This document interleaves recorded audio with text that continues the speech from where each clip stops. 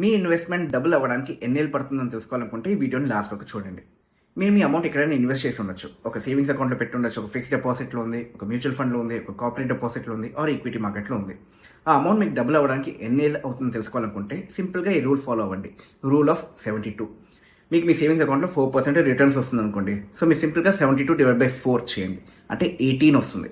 అంటే మీరు ₹1,00,000 సేవింగ్స్ అకౌంట్లో పెడితే అది 2 lakhs అవడానికి 18 years పడుతుంది. అదే మీరు ఒక ఫిక్స్డ్ డిపాజిట్లో పెట్టారు, ఒక 6 to 8% ఇస్తున్నారు. సీనియర్ సిటిజన్కి ఒక 8%. సో 72/8 చేస్తే 9, అంటే మీకు 9 years పడుతుంది ఆ ₹1,00,000 ₹2,00,000 అవ్వడానికి. ఒక మంచి మ్యూచువల్ ఫండ్లో వేసారనుకోండి, ఒక మార్కెట్ యావరేజ్ ఒక 12% ఇచ్చారనుకోండి. So 72/12 6 years.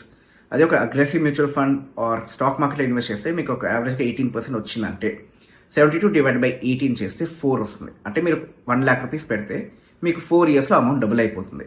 మీకు ఈ వీడియో చాలా హెల్ప్ఫుల్ అనిపించిందంటే మీ friends and family members share చేయండి. అండ్ ఇన్ కేస్ మీ అమౌంట్ని ఎట్లా ఇన్వెస్ట్ చేయాలి, how you can invest aggressively or conservatively తెలుసుకోవాలనుకుంటే కమెంట్లో డబుల్ అనుకుంటండి, and I reach out to you.